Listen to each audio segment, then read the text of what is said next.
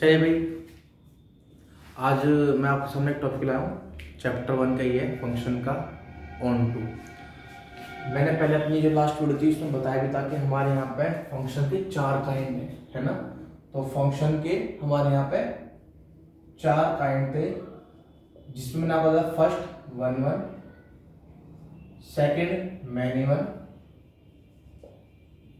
Third onto और fourth last में into. मैं पहले इन दो के बारे में बात कर चुका हूं। आज मैं बात करूंगा ओनली ऑन टू और इनटू के बारे में। दैट मीन्स मैंने उस दिन बताया था कि स्ट्रेट मैपिंग है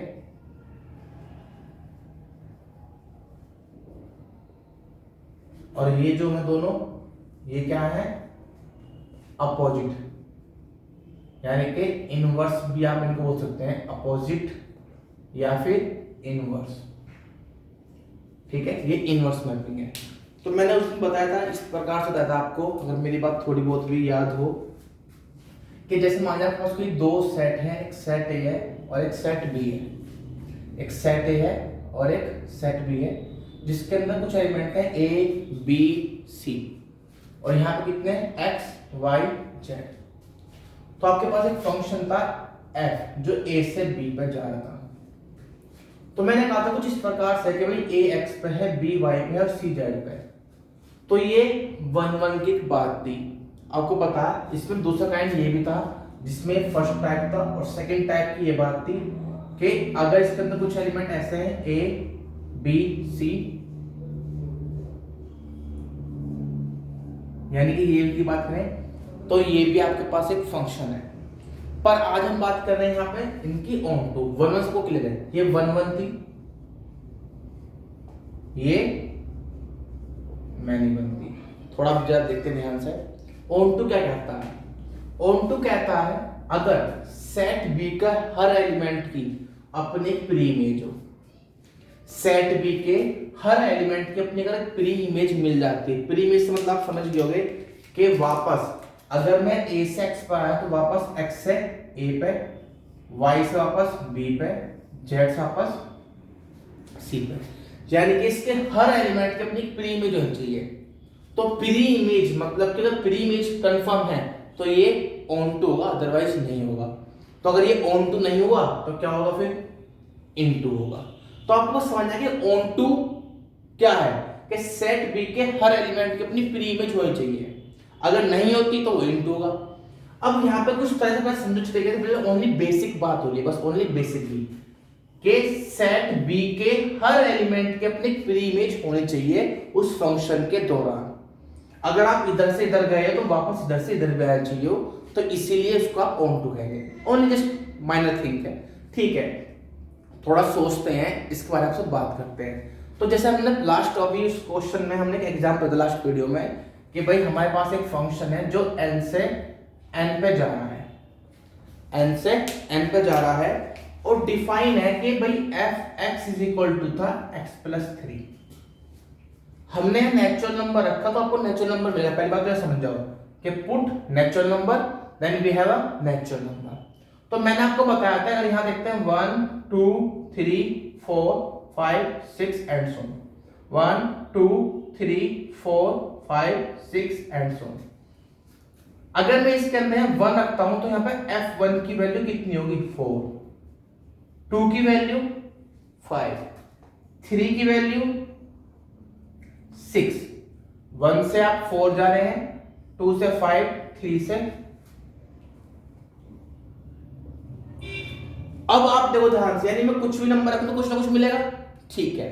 बट देखने से क्या लग रहा है आपको कि इस 1 के तो कोई प्री इमेज हो नहीं सकती, इस 2 के लिए भी कोई प्री इमेज है पॉसिबल नहीं है सेट में, और 3 के लिए भी कोई भी प्री इमेज है पॉसिबल है ही नहीं, तो ये ऑन टू नहीं है। खत्म बात। मुझे ये प्रूफ करना है कि सेट बी के हर एलिमेंट की अपनी प्री इमेज होनी चाहिए। अगर प्री इमेज नहीं होती तो वो ऑन टू नहीं होगा। इस प्रूफ कैसे करेंगे? अब हम किसी क्वेश्चन को देख के कैसा आइडिया लगाएंगे भाई वो ऑन टू है या नहीं है। 1-1 समझ में आ गया था, मैनी वन भी समझ में आ गया था, ऑन टू की बात हो रही है। तो बस जस्ट एक सिंपल सा मेथड है, या तो आप दो तरीके हैं, क्या है? दो। क्या है? पहला बाय विजुअल रिप्रेजेंटेशन, वही बात जो पहले बताई थी। दूसरी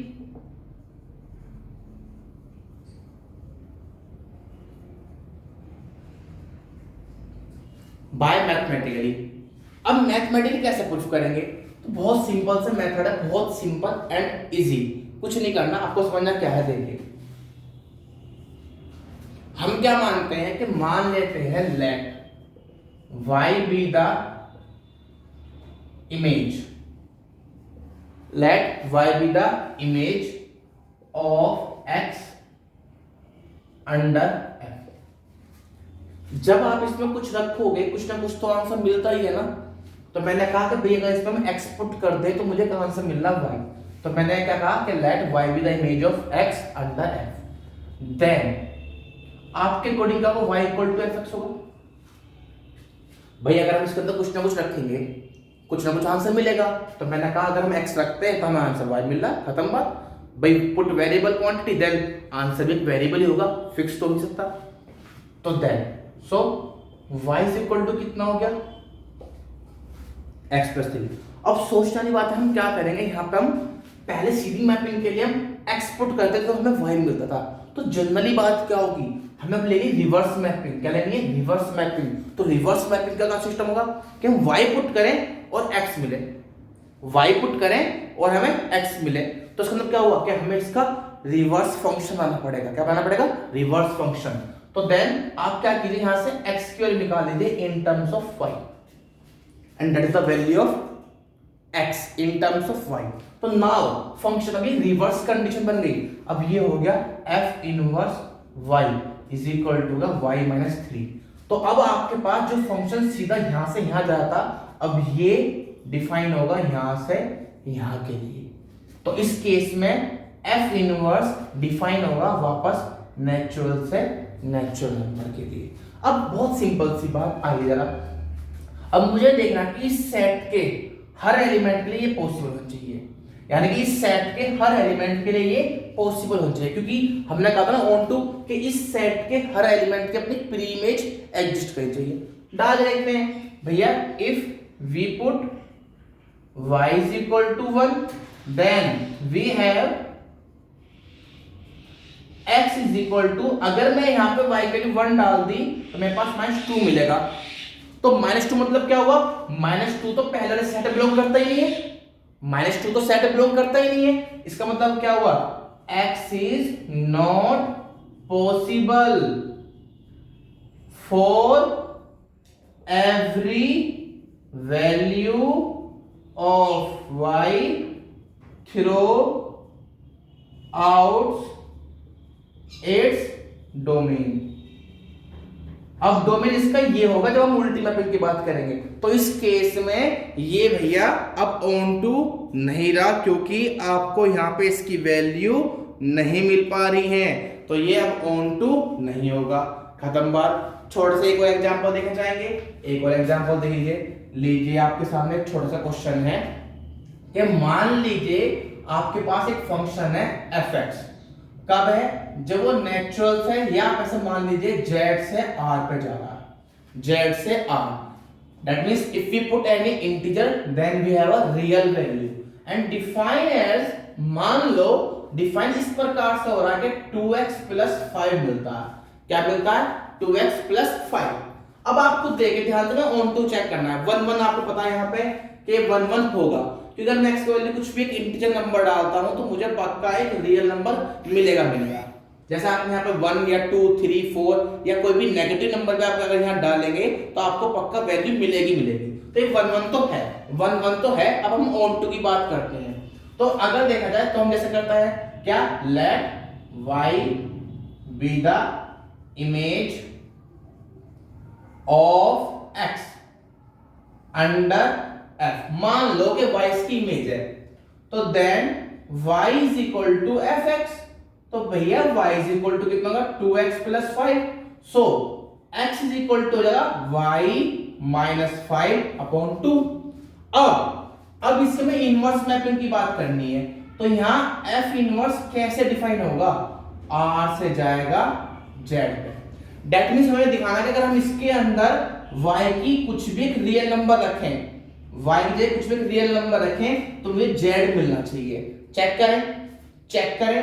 अब देखो अगर मैंने यहां पुट कर दिया y इज इक्वल टू 2 रख दिया तो हमारे पास x की वैल्यू कितनी आएगी, 2 - 5 -3/2 जो कि Z में बिलोंग नहीं करती, तो ये ऑन टू नहीं होगा। That is the simple method कि ये ऑन टू नहीं होगा।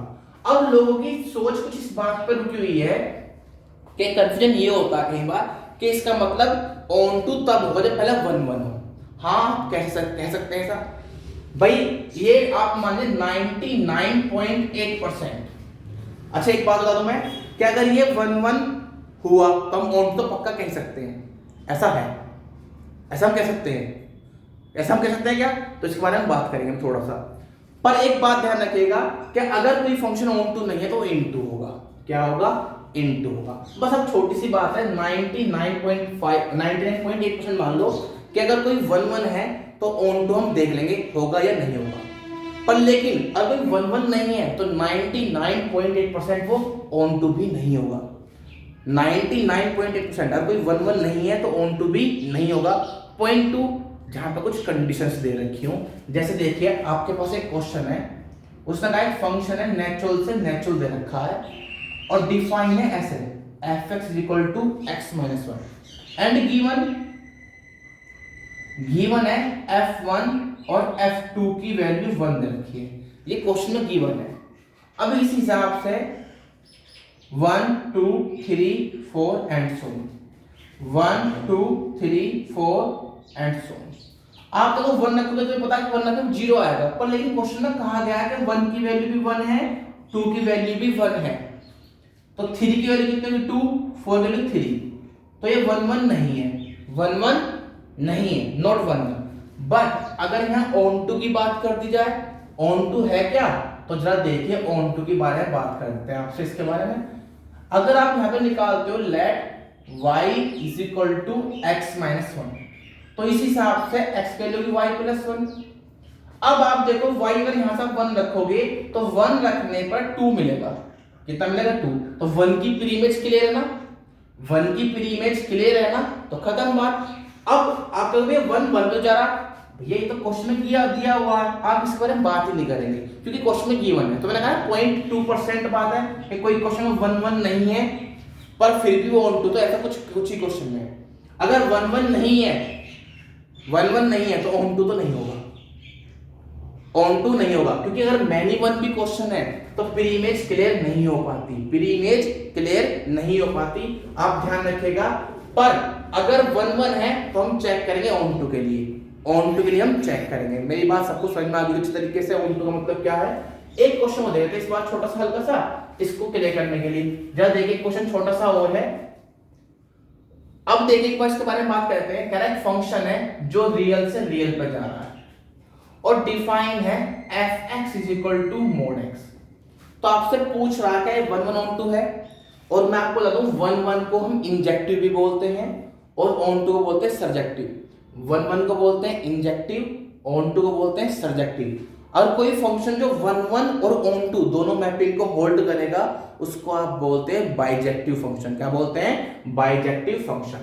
अब इस क्वेश्चन देखो ध्यान से, ये लिखा हुआ है भाई मुझे पता है यार अगर मैं -1 रख दूं इसके अंदर तो इसकी वैल्यू 1 होगी और 1 रखने पे भी इसकी वैल्यू कितनी होगी भैया, आपको सोचिए ध्यान से 1 होगी। इसका मतलब क्या होगा कि यहाँ पे ऐसा होगा -1 और 1 दोनों एक पे जा रहे हैं, तो ये पहली बात तो 1 1 नहीं है, ये क्या है? मैनी 1।